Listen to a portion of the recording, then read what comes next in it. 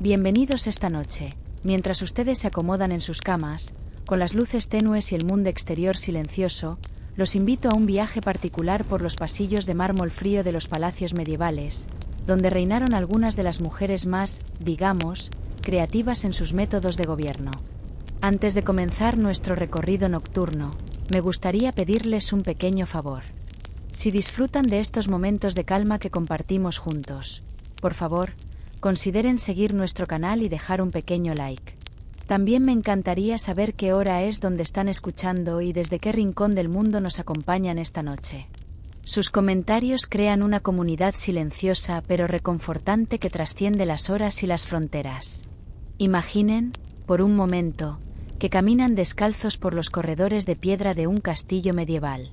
El aire es fresco, casi húmedo, con ese aroma peculiar que mezcla incienso, velas de cera de abeja y algo más, algo que no logran identificar completamente. Sus pasos resonan suavemente, creando un eco rítmico que los acompaña mientras se adentran en las historias de mujeres que gobernaron con métodos poco convencionales. Esta noche conoceremos a 4 reinas cuyas reputaciones han viajado a través de los siglos, no precisamente por su bondad o misericordia, sino por sus particulares interpretaciones del poder real. No se preocupen, queridos oyentes, no habrá dramatizaciones exageradas ni detalles perturbadores. Solo el susurro suave de la historia, contada con la calma de quien sabe que el pasado, por más extraño que sea, ya no puede tocarnos. Segmento 1. Brunekilda de Austrasia, c. 543 a 613. La reina que redefinió la venganza. Permítanme llevarlos al siglo VI, a una época donde el Imperio Romano se desmoronaba lentamente como arena entre los dedos, y nuevos reinos germánicos florecían como flores silvestres en un jardín abandonado. En este escenario, conoceremos a Brunekilda, una mujer visigoda que se convertiría en una de las figuras más memorables de su tiempo. Imaginen por un momento el sonido del viento atravesando las ventanas altas de un palacio merovingo. El aire lleva consigo el aroma de los braseros de carbón y el murmullo distante de sirvientes que caminan con pasos cuidadosos sobre los suelos de piedra pulida. En estos pasillos resonaba la risa de Brunekilda, un sonido que, según cuentan las crónicas, podía ser tan melodioso como inquietante, dependiendo de las circunstancias. Brunekilda llegó al reino franco como una joven princesa, destinada a casarse con Sigeberto I de Austrasia. Su belleza era legendaria, pero más impresionante aún era su inteligencia política, afilada como una daga bien templada. Los cronistas de la época la describían con cabello dorado que brillaba como hilos de oro bajo la luz de las antorchas, y ojos que parecían leer los pensamientos de quienes la rodeaban. Su historia de poder comenzó con una tragedia personal que moldearía el resto de su vida política. Su hermana Galsuinta, casada con Chilperico I de Neustria, fue asesinada en circunstancias que apuntaban directamente hacia Fredegunda, la concubina favorita del rey que posteriormente se convertiría en su esposa. Este evento encendió una llama de venganza en Brunekilda que ardería durante décadas, consumiendo vidas y reinos en su camino. La forma en que Brunekilda ejercía su influencia era particular. No se conformaba con los métodos tradicionales de una reina consort. Desarrolló una red de espías que se extendía como telarañas por todos los rincones de los reinos francos. Estos informantes, desde sirvientes de cocina hasta nobles de alto rango, le susurraban secretos al oído con la regularidad de las campanas del monasterio. Cuando su esposo Sigeberto fue asesinado por orden de Chilperico y Fredegunda, Brunekilda no se retiró a llorar en privado como se esperaba de una viuda real. En cambio, emergió como la tutora y protectora de su hijo menor de edad, Childeberto II, y desde las sombras del poder regente, comenzó a tejer su venganza con la paciencia de una araña. Sus métodos de gobierno incluían lo que los cronistas llamaban audiencias nocturnas. En estas reuniones, que tenían lugar en salones iluminados solo por velas titilantes, Brunekilda recibía informes de sus espías y dictaba sentencias que a menudo implicaban el destierro, la confiscación de propiedades o castigos más creativos. Se dice que podía permanecer sentada en su trono durante horas, inmóvil como una estatua de mármol, mientras escuchaba los reportes de traiciones reales o imaginarias. Una de sus innovaciones más memorables fue el sistema de cartas selladas. Estos documentos, marcados con su sello personal, contenían órdenes que debían ejecutarse sin cuestionamiento. La naturaleza de estas órdenes variaba enormemente. Algunas simplemente redistribuían tierras o nombraban nuevos funcionarios. Otras, sin embargo, contenían instrucciones más complejas para lidiar con aquellos que consideraba enemigos del reino o enemigos personales. El palacio bajo el gobierno de Brunekilda desarrolló una atmósfera particular. Los pasillos siempre parecían más silenciosos de lo normal, como si las mismas piedras hubieran aprendido a guardar secretos. Los sirvientes se movían con pasos suaves, casi flotando, y las conversaciones se realizaban en susurros. No era un ambiente de terror, exactamente, sino más bien de expectación constante, como si algo estuviera a punto de suceder en cualquier momento. Durante sus años de poder, Brunekilda demostró una fascinación particular por la justicia, aunque su definición de justicia tendía a ser bastante personal. Estableció tribunales especiales que operaban según sus propias interpretaciones de la ley franca y visigoda. Estos tribunales tenían la peculiaridad de reunirse al amanecer, cuando la luz dorada del sol naciente creaba sombras largas en los salones de justicia. Sus sentencias eran conocidas por su creatividad. Para los nobles que la traicionaban, desarrolló castigos que reflejaban la naturaleza de sus crímenes de maneras simbólicas. Un lord que había robado tierras podría encontrarse exiliado a una pequeña isla rocosa. Un cortesano que había esparcido rumores maliciosos podría verse obligado a hacer penitencia pública, permaneciendo en silencio durante meses. La relación entre Brunekilda y Fredegunda, su archienemiga, se convirtió en una partida de ajedrez que duró décadas, con piezas humanas moviéndose por todo el territorio franco. Cada movimiento de una era contrarrestado por la otra, creando un equilibrio extraño y precario que mantenía a ambos reinos en un estado de tensión constante pero controlada. Lo más fascinante de Brunekilda no eran sus métodos, sino su longevidad política. En una época donde las reinas consortes y reinas madre raramente mantenían poder por periodos extendidos, ella logró mantenerse relevante y influyente durante más de 4 décadas. Esto requería no solo inteligencia política, sino también una comprensión profunda de la psicología humana y una capacidad casi sobrenatural para anticipar las acciones de sus enemigos. Sus últimos años estuvieron marcados por una intensificación de sus métodos. A medida que envejecía, su control sobre los detalles de gobierno se volvió más meticuloso. Se dice que conocía los nombres de todos los habitantes de las ciudades principales de su reino, sus ocupaciones, sus lealtades familiares y sus debilidades personales.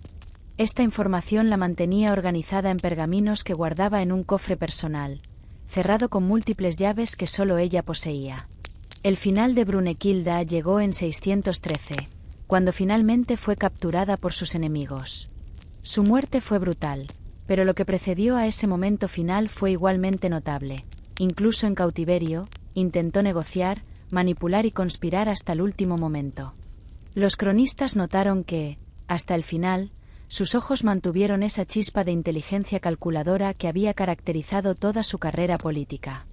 La habitación donde pasó sus últimas horas como prisionera era, según las descripciones, pequeña y austera, iluminada por una sola ventana que daba al este. Desde allí podía ver el amanecer, algo que había sido parte de su rutina diaria durante décadas de gobierno.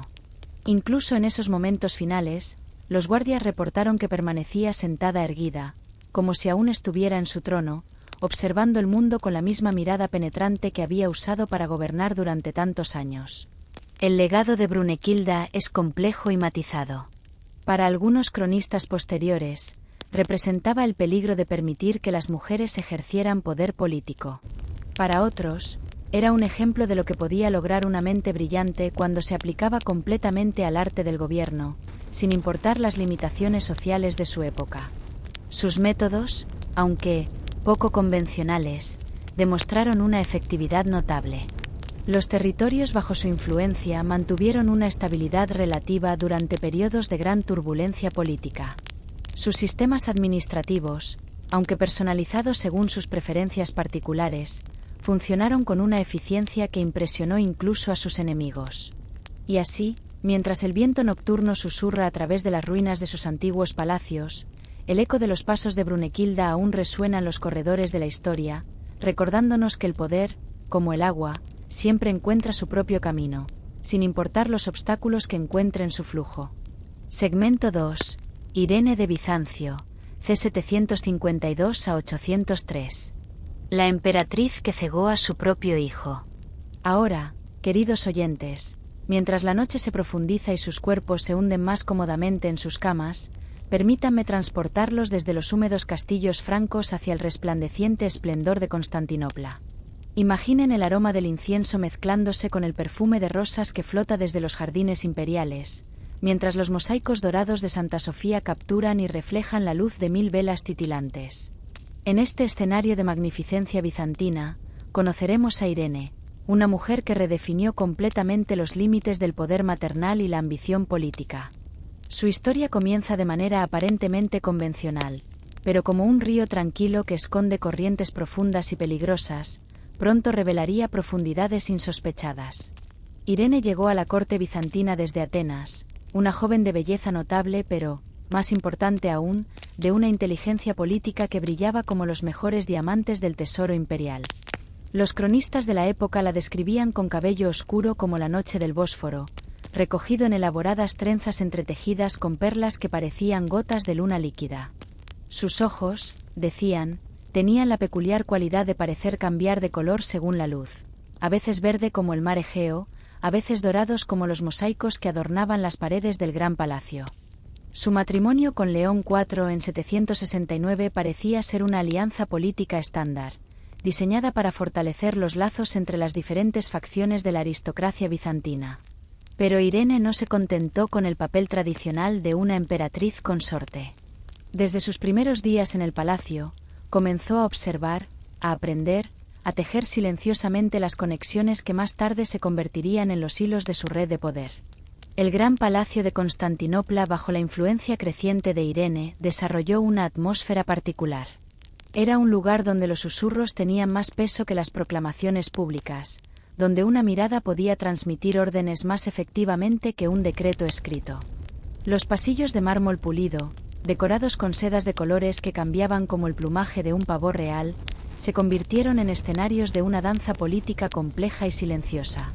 Cuando León IV murió en 780, dejando a su hijo Constantino V como heredero bajo la regencia de Irene, comenzó verdaderamente la fase más memorable de su carrera. La transición del poder no fue un simple cambio de guardias, sino más bien la emergencia gradual de una forma completamente nueva de ejercer la autoridad imperial. Irene instituyó lo que los cronistas llamaron las audiencias del amanecer. Estas reuniones tenían lugar en una sala privada del palacio, decorada con tapices que representaban escenas de la vida de los santos, pero que bajo la luz suave de las lámparas de aceite adquirían sombras que parecían moverse y cambiar. Aquí, mientras el sol naciente pintaba los cielos de Constantinopla con tonos rosados y dorados, Irene recibía informes de sus agentes y tomaba decisiones que afectarían el destino del imperio. Su relación con su hijo Constantino era compleja. Durante los primeros años de su regencia, lo protegió ferozmente de las intrigas palaciegas, como una loba guardando a su cachorro. Pero a medida que el joven emperador crecía y comenzó a mostrar signos de querer ejercer el poder por sí mismo, la dinámica entre madre e hijo comenzó a cambiar de maneras sutiles pero significativas. Los métodos de Irene para mantener el control eran elegantes en su simplicidad. No recurría a la violencia espectacular o a las purgas masivas. En cambio, desarrolló un sistema de lo que podríamos llamar desplazamientos suaves. Los funcionarios que se oponían a sus políticas no eran ejecutados o exiliados dramáticamente. Simplemente encontraban que sus responsabilidades eran gradualmente redistribuidas, sus audiencias imperiales se volvían menos frecuentes, y sus consejos eran solicitados con menor regularidad. Una de sus innovaciones más notables fue la creación de lo que los cronistas llamaron el Círculo de las Confidentes. Este grupo consistía en mujeres de diversas posiciones sociales, algunas nobles de alta cuna, otras de orígenes más modestos, pero todas seleccionadas por Irene por su inteligencia, discreción y lealtad absoluta. Estas mujeres actuaban como sus ojos y oídos en todos los niveles de la sociedad constantinopolitana. El palacio durante el apogeo del poder de Irene tenía un ritmo particular, como el latido constante pero suave de un corazón. Las ceremonias se volvieron más elaboradas, pero también más íntimas. Las recepciones públicas eran espectáculos de magnificencia bizantina, con sedas que susurraban como el viento, incienso que creaba nubes aromáticas, y música que parecía descender del mismo cielo. Pero las verdaderas decisiones se tomaban en espacios más pequeños, en conversaciones que tenían lugar mientras se paseaba por jardines privados fragantes de jazmín y rosas. La controversia iconoclasta, que había dividido al imperio durante décadas, encontró en Irene una defensora apasionada de la veneración de iconos. Pero su enfoque no fue el de una fanática religiosa, sino el de una política astuta que comprendía el poder de las imágenes sagradas para unir a la población bajo su liderazgo. Organizó el Segundo Concilio de Nicea en 787, pero lo hizo con una preparación meticulosa que incluía negociaciones privadas, compromisos cuidadosamente calibrados, y una coreografía política que habría impresionado a los mejores estrategas militares. A medida que Constantino V maduraba, los conflictos entre madre e hijo se intensificaron de maneras que los cronistas describen con una mezcla de fascinación y horror. No eran disputas abiertas y dramáticas, sino más bien una erosión gradual de la confianza mutua, como el agua que lentamente desgasta la piedra más dura. Irene desarrolló lo que podríamos llamar el arte de la indispensabilidad. Gradualmente, se aseguró de que todos los aspectos importantes del gobierno imperial pasaran por ella. No lo hizo mediante proclamaciones o decretos, sino creando una red de dependencias tan compleja que removerla de cualquier decisión importante se volvía prácticamente imposible sin causar disrupciones masivas en el funcionamiento del Estado.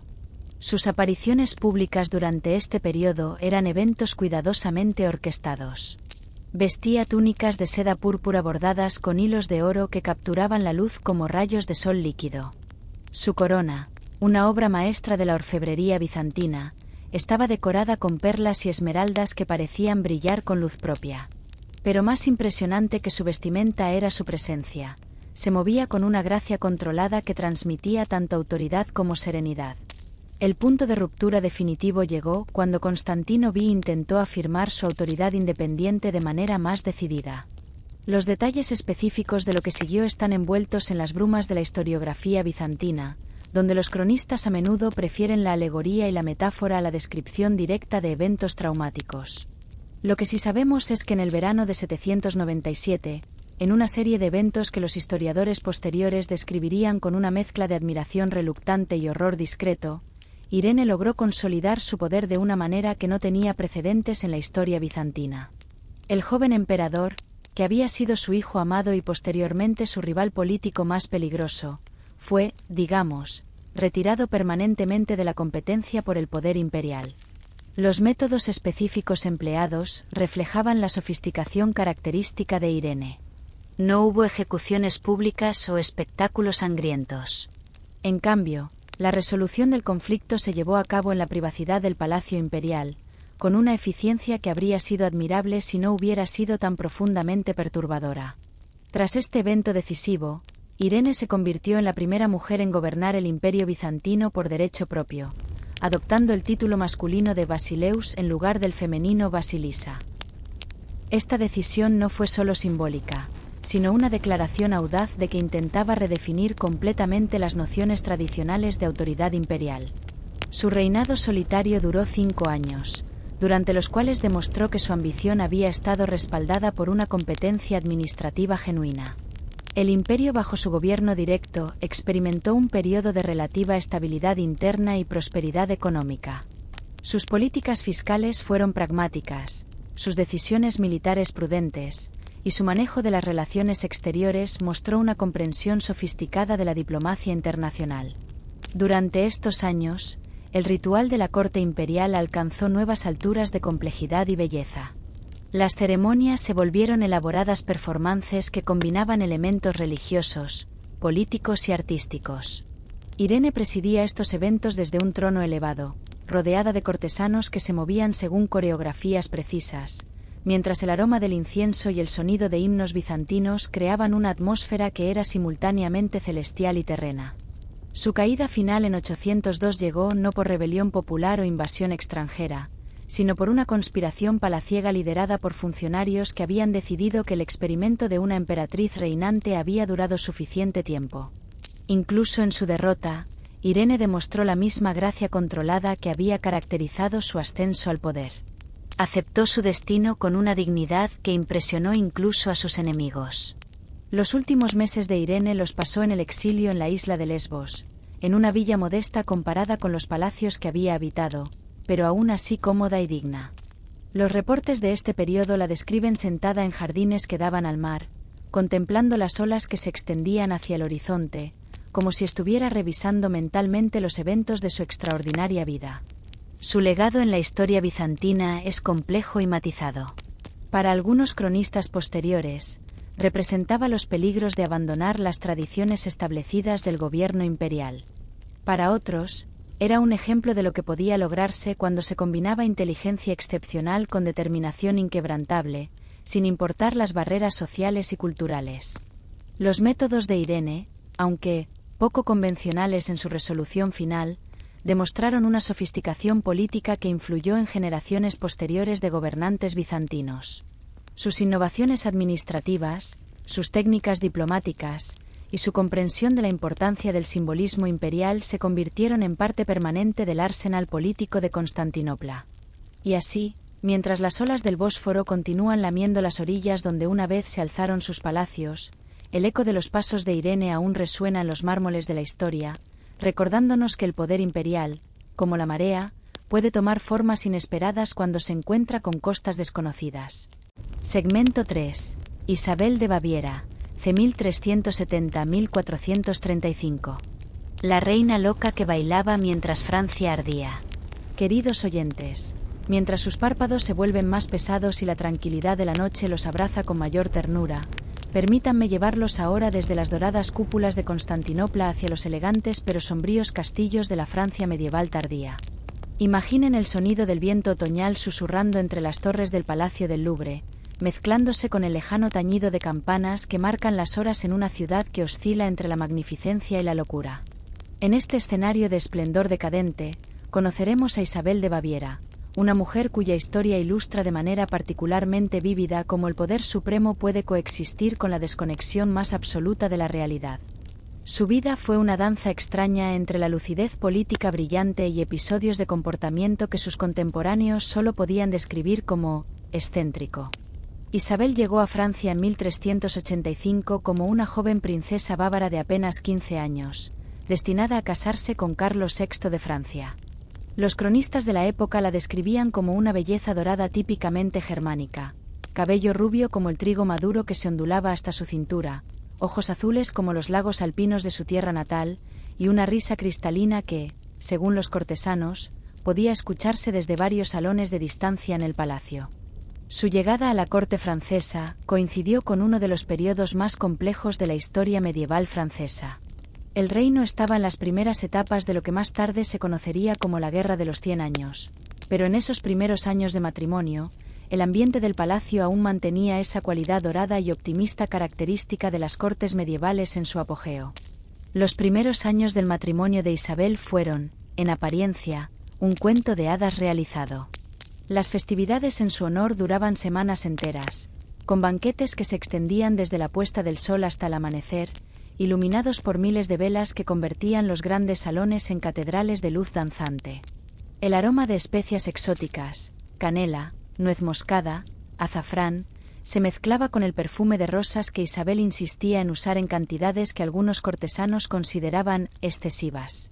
Pero fue cuando Carlos VI comenzó a mostrar los primeros signos de lo que los médicos de la corte llamaban eufemísticamente sus ausencias, que Isabel comenzó a revelar aspectos de su personalidad que habían permanecido ocultos durante sus años de juventud matrimonial. Estas ausencias del rey, episodios donde perdía completamente el contacto con la realidad durante semanas o incluso meses, crearon un vacío de poder que Isabel llenó con una creatividad que era tan impresionante como perturbadora. Durante los periodos de lucidez de su esposo, Isabel se comportaba como la reina consorte perfecta, elegante, devota, maternal con sus hijos y cortés con los nobles. Pero cuando Carlos VI se sumergía en sus mundos internos inaccesibles, Isabel emergía como una fuerza política completamente diferente, como si fuera una persona totalmente distinta habitando el mismo cuerpo hermoso. Sus reuniones nocturnas se convirtieron en legendarias entre los cortesanos. Estas no eran las audiencias formales típicas de la realeza, sino gatherings más fluidos que tenían lugar en sus aposentos privados, decorados con tapices que representaban escenas de la mitología germánica. Los participantes, una mezcla ecléctica de nobles, clérigos, artistas y ocasionalmente personas de orígenes más misteriosos, se reunían alrededor de mesas bajas cargadas de frutas exóticas, vinos especiados y dulces elaborados con formas que algunos visitantes describían como inquietantemente imaginativos. Durante estas reuniones, que podían durar desde el atardecer hasta bien entrada la madrugada, Isabel presidía con una energía que los asistentes describían como casi sobrenatural. Se movía constantemente, nunca permaneciendo sentada en el mismo lugar por más de unos minutos, como si fuera incapaz de contener una vitalidad interna que amenazaba con desbordarse. Su conversación saltaba de tema en tema con una lógica que solo ella parecía comprender completamente. De discusiones sobre teología a planes para renovar jardines, de estrategias militares a recetas para perfumes exóticos. Una de sus innovaciones más memorables fue la institución de lo que llamaba los días invertidos. Durante estos eventos, que se celebraban sin previo aviso y podían durar desde unas horas hasta varios días, las reglas normales del protocolo cortesano eran completamente suspendidas. Los sirvientes se vestían como nobles, los nobles realizaban tareas domésticas, y las comidas se servían en orden inverso, comenzando con postres elaborados y terminando con sopas simples. Isabel presidía estos eventos desde un trono móvil, una innovación de su propia creación, que podía ser transportado por sirvientes especialmente entrenados a cualquier parte del palacio donde ella decidiera que la celebración debía continuar. Este trono estaba tapizado en terciopelo que cambiaba de color según la luz: púrpura profundo bajo las antorchas, azul real bajo la luz solar y un verde misterioso bajo la luz de la luna. Sus jardines privados, que rediseñó completamente según sus propias especificaciones, se convirtieron en un reflejo físico de su estado mental.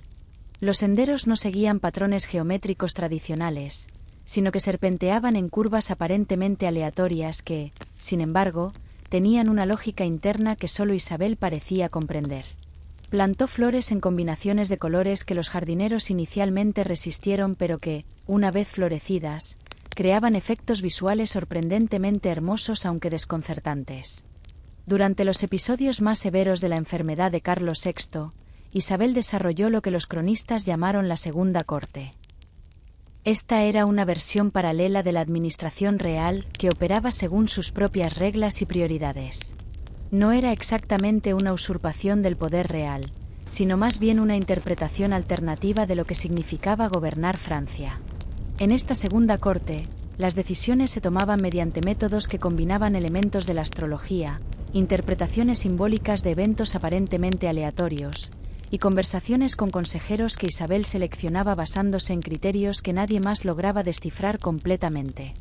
Estos consejeros incluían nobles tradicionales, pero también artistas, músicos, e incluso ocasionalmente campesinos que habían llamado su atención por razones que permanecían misteriosas para todos excepto para ella. Sus apariciones públicas durante estos periodos eran eventos que los parisinos esperaban con una mezcla de anticipación y aprensión. Podía aparecer vestida completamente de blanco, como un fantasma real, o en colores tan vibrantes que parecía un arcoíris viviente. Sus procesiones por las calles de París no seguían rutas tradicionales.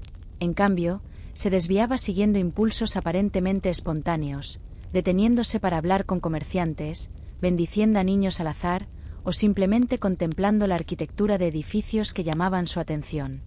Una de sus costumbres más comentadas era lo que llamaba las cenas de medianoche para los muertos. Estos banquetes se celebraban en salones completamente decorados de negro, iluminados solo por velas blancas, donde Isabel cenaba en compañía de retratos de reyes franceses fallecidos. Mantenía conversaciones animadas con estas imágenes, como si respondieran a sus comentarios, e insistía en que se sirvieran porciones completas para cada retrato. Durante la guerra civil entre Armagnacs y Borgoñones que desgarró Francia, Isabel navegó las aguas políticas turbulentas con una habilidad que contrastaba dramáticamente con sus excentricidades privadas. Sus alianzas cambiaban con una fluidez que confundía a sus contemporáneos, pero que, en retrospectiva, mostraba una comprensión intuitiva de las corrientes políticas subyacentes que a menudo escapaban a observadores más convencionales. Su correspondencia de este periodo, preservada parcialmente en los archivos reales, revela una mente que operaba en múltiples niveles simultáneamente. Las mismas cartas que contenían análisis políticos brillantes también incluían digresiones sobre los colores preferidos de sus mascotas, teorías elaboradas sobre el significado simbólico de los patrones climáticos, instrucciones detalladas para ceremonias privadas cuyo propósito permanece oscuro incluso para los historiadores modernos. La invasión inglesa y la batalla de Azincourt en 1415 encontraron a Isabel en un periodo de relativa lucidez, y su respuesta a la crisis nacional fue sorprendentemente pragmática y efectiva. Organizó la evacuación de tesoros reales, coordinó la resistencia en las regiones no ocupadas, y mantuvo correspondencia secreta con líderes regionales que se habían mantenido leales a la corona francesa. Sin embargo, incluso durante estos momentos de crisis nacional, insistía en mantener ciertos rituales personales que sus consejeros consideraban innecesarios dadas las circunstancias. Sus últimos años estuvieron marcados por una intensificación de sus peculiaridades, pero también por momentos de una claridad política casi sobrenatural. Podía pasar semanas envuelta en rituales privados incomprensibles para todos los demás, para luego emerger con estrategias políticas o administrativas de una sofisticación que impresionaba incluso a sus críticos más severos. Los aposentos privados de Isabel durante estos últimos años se convirtieron en una especie de museo personal donde coleccionaba objetos que tenían significado solo para ella. Piedras recogidas durante viajes específicos, fragmentos de telas de vestidos usados en ocasiones memorables, cartas de personas cuya importancia nadie más comprendía, y dibujos que realizaba durante sus periodos de mayor actividad creativa. Su muerte en 1435 llegó de manera tan impredecible como había vivido. Los reportes describen sus últimos días como un periodo de tranquilidad inusual, como si finalmente hubiera encontrado una paz interior que había eludido durante décadas. Pasó horas sentada en sus jardines, contemplando las flores que había plantado según patrones que solo ella entendía, como si estuviera revisando los capítulos de una historia que había escrito en un lenguaje que solo ella podía leer. El legado de Isabel de Baviera en la historia francesa es complejo y a menudo malinterpretado. Para muchos cronistas posteriores, representaba los peligros de permitir que la inestabilidad mental interfiriera con la autoridad real. Pero una examinación más cuidadosa de sus acciones revela una mujer que, a pesar de sus excentricidades, mantuvo cierta efectividad política durante uno de los periodos más turbios de la historia francesa. Sus innovaciones administrativas, aunque poco convencionales en sus métodos, a menudo producían resultados efectivos. Su capacidad para mantener lealtades durante periodos de gran incertidumbre política sugiere una comprensión intuitiva de la naturaleza humana que trascendía las limitaciones de la racionalidad convencional. Y así, mientras las sombras de la noche se extienden sobre los castillos donde una vez bailó a ritmos que solo ella podía escuchar, el eco de su risa cristalina aún resuena en los salones de la historia, recordándonos que la línea entre la genialidad y la locura puede ser tan delgada como el hilo de seda de los tapices que decoraban sus aposentos privados. Segmento 4. Juana I de Castilla, 1479 a 1555. La reina que amó demasiado. Y ahora, queridos oyentes, mientras la madrugada se acerca silenciosamente y sus cuerpos descansan en la comodidad de sus lechos modernos, permítanme llevarlos por última vez en esta jornada nocturna hacia las áridas mesetas de Castilla, donde el viento susurra entre las torres de antiguos alcázares y el aroma del romero silvestre se mezcla con el incienso de capillas solitarias. Aquí conoceremos a Juana, llamada por la historia la Loca, una mujer cuya pasión desmedida transformó el amor en obsesión y la devoción en tragedia. Imaginen por un momento el sonido de los cascos de caballo sobre piedras desgastadas, el tintineo suave de las cadenas de oro que adornan los vestidos de corte, y el murmullo constante de oraciones susurradas en latín que flotan desde las capillas privadas. En este ambiente de piedad austera y magnificencia contenida, Juana creció como una princesa destinada a cambiar el curso de la historia europea, aunque no de la manera que sus padres, los reyes católicos, habían imaginado. Desde su juventud, Juana mostró una intensidad emocional que sus tutores describían como notable. No era la pasión descontrolada de una naturaleza indisciplinada, sino más bien una capacidad de sentir que parecía amplificada, como si sus emociones operaran en una frecuencia más alta que la del resto de las personas. Sus ojos, de un castaño profundo que cambiaba a tonos dorados bajo ciertas luces, tenían la peculiar cualidad de parecer absorber completamente lo que observaban, como si estuviera tratando de memorizar cada detalle del mundo que la rodeaba. La educación de Juana fue ejemplar para una princesa de su época. Hablaba latín con fluidez, conocía las obras de los místicos españoles, y podía tocar varios instrumentos musicales con una habilidad que impresionaba incluso a los músicos profesionales de la corte. Pero lo que más llamaba la atención de quienes la conocían era su manera de abordar cada actividad con una concentración total, como si el resto del mundo desapareciera cuando enfocaba su atención en algo específico. Su matrimonio con Felipe el Hermoso, duque de Borgoña, en 1496 fue, inicialmente, uno de esos raros casos donde una alianza política coincidió con una atracción genuina y poderosa entre los contrayentes. Felipe era, según todos los relatos, extraordinariamente atractivo. Alto, de cabello dorado que brillaba como metal pulido bajo la luz del sol, y ojos azules que los cortesanos comparaban con el cielo de verano en los Países Bajos. Su presencia física era imponente, pero más cautivadora aún era su capacidad para el encanto personal, una cualidad que ejercía casi sin esfuerzo sobre todos los que lo rodeaban.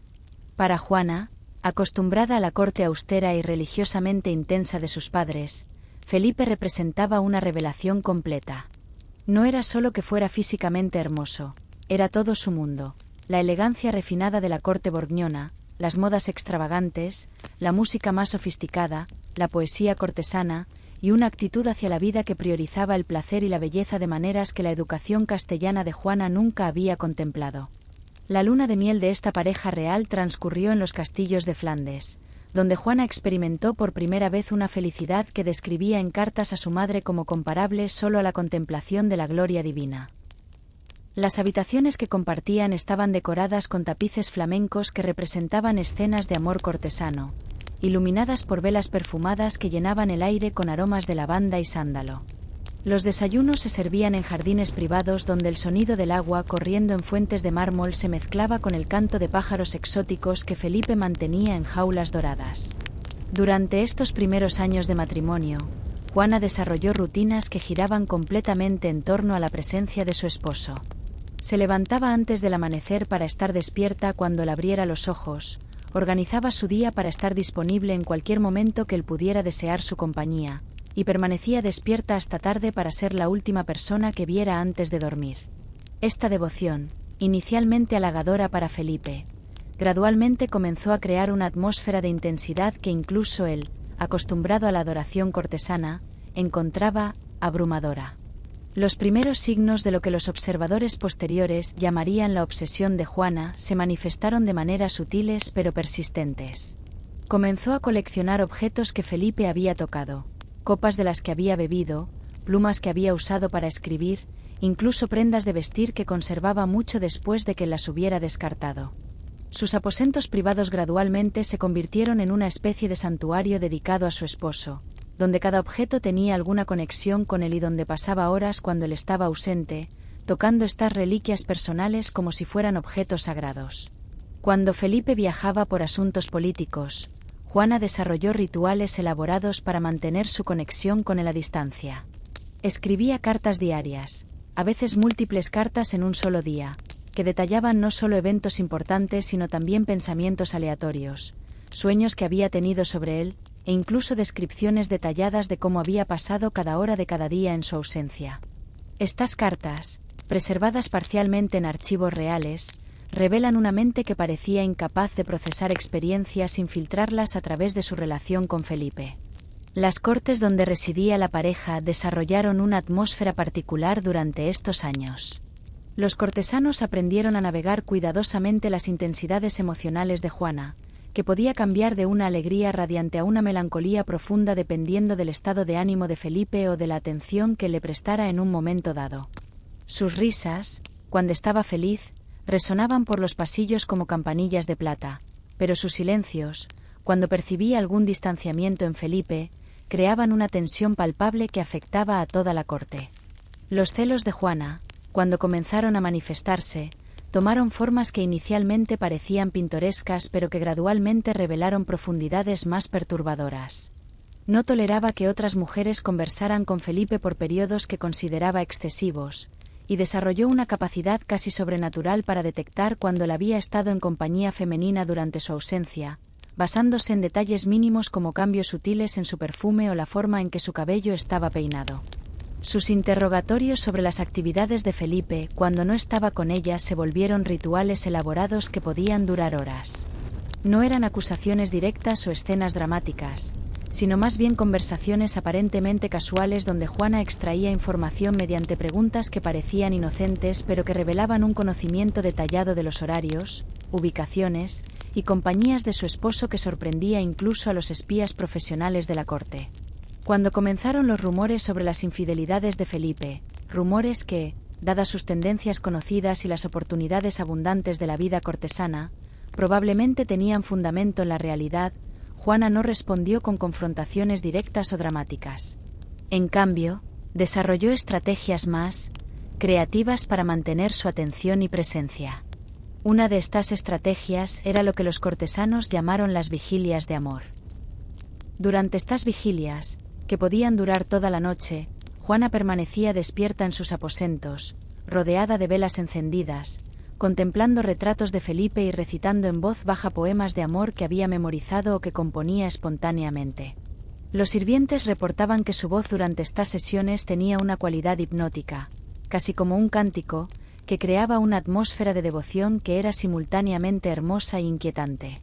Otra estrategia era su insistencia en acompañar a Felipe en todos sus viajes, sin importar las dificultades logísticas o los protocolos políticos que pudieran complicarse por su presencia. Esto no era simplemente una preferencia. Se había convertido en una necesidad emocional tan intensa que la separación física de Felipe la afectaba como una enfermedad literal, causando síntomas que incluían pérdida de apetito, insomnio y episodios de llanto que podían durar días. Los embarazos de Juana durante estos años intensificaron tanto su devoción hacia Felipe como sus temores sobre su fidelidad. Creía firmemente que cada hijo que le diera fortalecería su vínculo con él, pero también desarrolló la preocupación obsesiva de que su apariencia física durante y después de los embarazos pudiera dar a Felipe excusas para buscar compañía en otras mujeres. Sus cuidados personales durante estos periodos se volvieron rituales elaborados que incluían baños perfumados, masajes con aceites exóticos y vestidos especialmente diseñados para mantener su atractivo incluso en las etapas avanzadas del embarazo.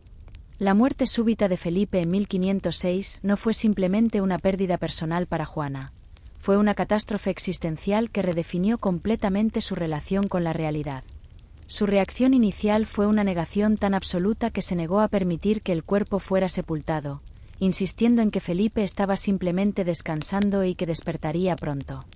Lo que siguió fueron años de lo que los cronistas describen con una mezcla de compasión y horror. Juana viajó por Castilla con el ataúd de Felipe, deteniéndose en monasterios y conventos donde organizaba vigilias nocturnas alrededor del féretro. Estas vigilias no eran ceremonias funerarias tradicionales, sino más bien continuaciones de sus vigilias de amor, donde hablaba con Felipe como si estuviera vivo, informándole sobre eventos del día, consultándole sobre decisiones, e incluso manteniendo conversaciones que parecían incluir respuestas que solo ella podía escuchar. Durante estos viajes, insistía en abrir periódicamente el ataúd para verificar el estado de Felipe. Los relatos de estos momentos, aunque filtrados a través de las sensibilidades de cronistas medievales, sugieren una mujer que había creado una realidad alternativa donde la muerte era simplemente otra forma de presencia, no una ausencia definitiva. Sus últimas décadas en el castillo de Tordesillas representaron no tanto una reclusión forzada como una retirada hacia un mundo interno donde podía mantener su relación con Felipe sin interferencias externas. Sus habitaciones en Tordesillas se convirtieron en una recreación elaborada de los espacios que habían compartido durante los años más felices de su matrimonio, decoradas con los mismos tapices, perfumadas con los mismos aromas e iluminadas de las mismas maneras. Los visitantes ocasionales reportaban que Juana mantenía rutinas diarias estructuradas alrededor de la presencia invisible de Felipe. Preparaba 2 porciones en las comidas, mantenía conversaciones aparentemente interactivas durante los paseos por sus jardines privados, e incluso insistía en que se cambiaran las sábanas de ambos lados de su cama matrimonial. No era que hubiera perdido completamente el contacto con la realidad externa. Más bien, había desarrollado la capacidad de habitar simultáneamente múltiples realidades. Durante estos años de reclusión, Juana también demostró momentos de una lucidez política sorprendente. Cuando se presentaban asuntos relacionados con la sucesión real o con el bienestar de sus hijos, podía emerger de su mundo privado para tomar decisiones que revelaban una comprensión clara de las implicaciones políticas complejas. Estos momentos de claridad sugerían que su retiro no era tanto una pérdida de capacidad mental como una elección consciente de priorizar su vida emocional interior sobre las demandas del mundo exterior. Sus últimos años estuvieron marcados por una serenidad gradual que los observadores describían como si finalmente hubiera encontrado una forma de paz.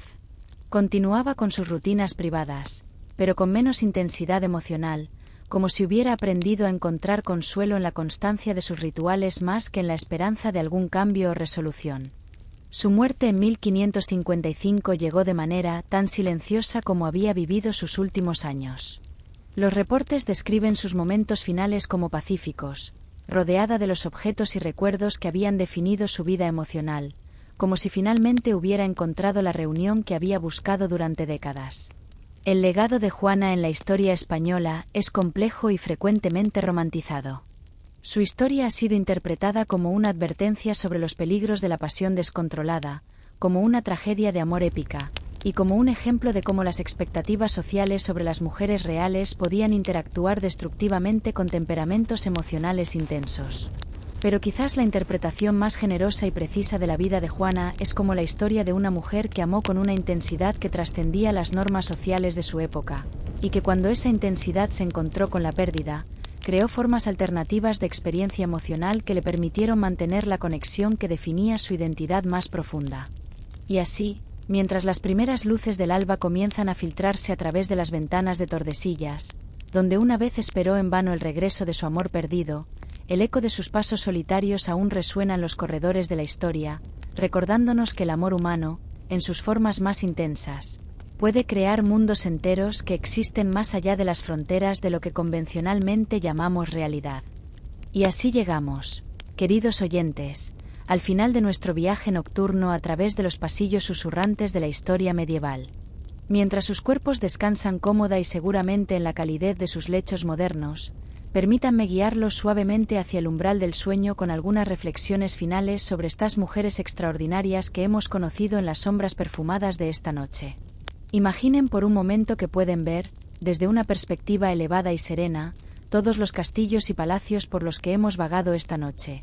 Las torres de piedra húmeda de los reinos francos donde Brunequilda tejió sus venganzas con la paciencia de una araña dorada. Las cúpulas resplandecientes de Constantinopla donde Irene redefinió el poder imperial con la gracia letal de una bailarina. Los salones infinitos del Louvre donde Isabel de Baviera danzó al ritmo de músicas que solo ella podía escuchar. Y las ventanas solitarias de Tordesillas donde Juana mantuvo conversaciones eternas con un amor que trascendía la muerte misma. ¿Qué nos dicen estas 4 vidas sobre la naturaleza del poder femenino en una época que parecía diseñada para negárselo? Quizás nos susurran que el poder, como el agua, siempre encuentra su cauce, adaptándose a los recipientes que encuentra, transformándose según los obstáculos que debe sortear, pero nunca verdaderamente contenido ni eliminado. Cada una de estas mujeres encontró maneras de ejercer influencia que trascendían las limitaciones formales de su época, aunque los métodos que eligieron reflejaran tanto las posibilidades como las restricciones de sus mundos particulares. Brunequilda nos muestra cómo la inteligencia política, cuando se combina con una determinación inquebrantable, puede crear sistemas de poder que persisten durante décadas. Sus métodos pueden parecernos extremos, pero operaba en un mundo donde la supervivencia política a menudo dependía de la capacidad para anticipar y neutralizar amenazas antes de que se materializaran completamente. Su legado nos recuerda que la efectividad política a veces requiere decisiones que trascienden las comodidades morales de épocas más seguras. Irene de Bizancio nos enseña sobre la complejidad del poder maternal y cómo las relaciones familiares más íntimas pueden convertirse en los campos de batalla más decisivos para el control político. Su historia ilustra las tensiones inherentes entre la autoridad personal y las instituciones formales, y como una mente excepcional puede encontrar maneras de reconciliar contradicciones aparentemente irresolubles. Su reinado nos recuerda que el liderazgo excepcional a menudo requiere sacrificios que trascienden incluso los vínculos más sagrados. Isabel de Baviera nos revela cómo la creatividad y la excentricidad pueden coexistir con la competencia política, y cómo las mentes que operan según lógicas no convencionales pueden a veces percibir patrones y soluciones que escapan a observadores más tradicionales. Su vida sugiere que lo que una época percibe como locura, otra podría reconocer como una forma alternativa de genialidad. Su legado nos invita a cuestionar nuestras asunciones sobre la relación entre racionalidad convencional y efectividad práctica. Y Juana de Castilla nos confronta con los límites y posibilidades de la pasión humana cuando se encuentra con circunstancias que no pueden acomodar su intensidad. Su historia es quizás la más profundamente humana de todas, porque nos muestra cómo el amor, en sus formas más absolutas, puede crear realidades alternativas que proporcionan refugio cuando el mundo exterior se vuelve imposible de habitar. Su legado nos recuerda que la supervivencia emocional a veces requiere la creación de mundos internos que trascienden las limitaciones de lo que otros consideran posible. Pero más allá de sus historias individuales, estas 4 mujeres comparten algo más profundo. Todas enfrentaron el desafío fundamental de ser figuras extraordinarias en épocas que no habían desarrollado todavía los marcos conceptuales para comprender o acomodar completamente su excepcionalidad. Operaron en los márgenes de lo posible, empujando los límites de lo que sus sociedades estaban dispuestas a aceptar de mujeres en posiciones de poder supremo. Sus métodos pueden parecernos extremos, sus decisiones cuestionables, sus pasiones desproporcionadas, pero vivieron en épocas donde la supervivencia misma, personal, política e incluso existencial, a menudo dependía de la capacidad para trascender las expectativas normales de comportamiento humano. Fueron pioneras en territorios emocionales y políticos que no tenían mapas previos, navegando por intuición, determinación e inteligencia hacia destinos que solo ellas podían visualizar. Y quizás, en esta hora silenciosa antes del amanecer, cuando el mundo duerme y los ruidos del día aún no han comenzado, podemos encontrar una comprensión más generosa de sus elecciones. Desde la perspectiva cómoda y segura de nuestros tiempos modernos, donde las mujeres pueden aspirar a formas de poder que estas reinas medievales no podrían haber imaginado, podemos apreciar tanto sus logros como sus tragedias con una mezcla de admiración y compasión que trasciende el juicio moral simple. Sus voces se han silenciado hace siglos, pero sus ecos aún resuenan en los pasillos de mármol de la historia. No como advertencias sobre los peligros del poder femenino descontrolado, sino como testimonios de la diversidad infinita de maneras en que los seres humanos excepcionales pueden responder a circunstancias excepcionales. Sus historias nos recuerdan que el pasado no fue habitado por personajes de cartón, sino por personas reales con complejidades psicológicas tan ricas como las nuestras, enfrentando dilemas que, aunque expresados en los términos de sus épocas particulares, tocan temas universales sobre poder, amor, ambición y supervivencia. Ahora, mientras las primeras luces tenues del amanecer comienzan a filtrarse a través de sus ventanas, llevándose consigo las sombras donde hemos caminado esta noche junto a estas reinas extraordinarias, permitan que sus historias se asienten suavemente en sus mentes como sedimento dorado en un río tranquilo. No necesitan recordar cada detalle, cada fecha, cada nombre.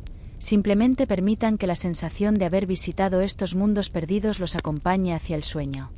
Imaginen por última vez el sonido del viento medieval susurrando a través de castillos vacíos, llevando consigo el aroma de rosas marchitas y el eco distante de risas que alguna vez llenaron estos espacios con vida. Estos castillos están vacíos ahora, sus habitantes convertidos en polvo hace siglos, pero las historias que albergaron continúan viviendo cada vez que alguien se toma el tiempo para escuchar atentamente al pasado.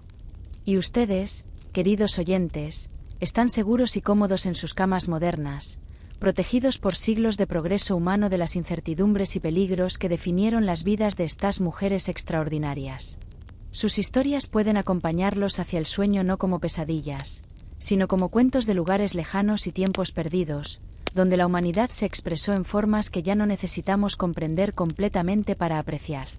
Que sus sueños esta noche estén poblados no por los detalles más sombríos de estas historias, sino por la sensación de haber viajado a través de siglos y regresado sanos y salvos, enriquecidos por el contacto con vidas que fueron vividas con una intensidad que trasciende el tiempo mismo. Hasta que nos encontremos nuevamente en otra noche, en otro viaje a través de los corredores susurrantes de la historia, les deseo el descanso más profundo y los sueños más dulces. Buenas noches, queridos oyentes.